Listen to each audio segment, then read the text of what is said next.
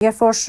շեքերթին մասնակցեց նաև թուրքական անձնակազմ, բավականին չէ, Էրդողանի գլխավորությամբ ներկայանալի կազմով, եւ հետ վերադառնալիս օդանավը ինքնաթիռը վթարի ենթարկվեց Վրաստանի տարածքում։ Հիմա տարբեր վարկածներ են քննարկում, նաև արտաքին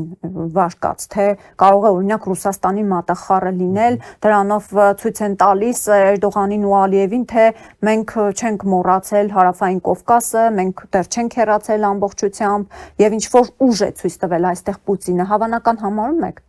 Ոչ, հավանական չեմ համարում, որովհետև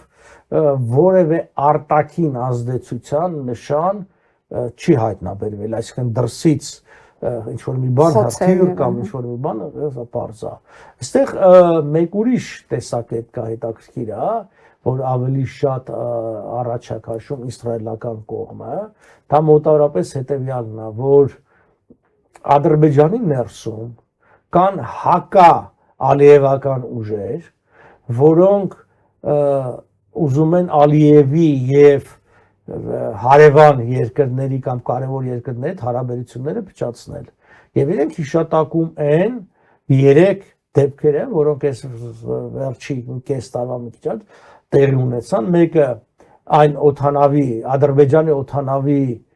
խփվելն էր ռուսական հակաօդային պաշտպանության ուժերի կողմից, մյուսը Ռայիսի ուղղաթիռի վթարը կամ օդում կորցնելը կողմնորոշումը սահին խփելը եւ սա։ Իսկ ըստ Ռուսաստան, Իրան եւ Թուրքիա 3 կարևոր երկրների հետ վթարատեր ունեցել եւ կա ենթադրություն, սա ենթադրության մակարդակ է, որ սա հակաալիևյան ուժերն են կազմակերպում ներսում, որովհետեւ կան ուժեր, որոնք ոնց որ ասած չեն ուզում նույն Թուրքիայի ուժերի ազդեցության ուժեղացումը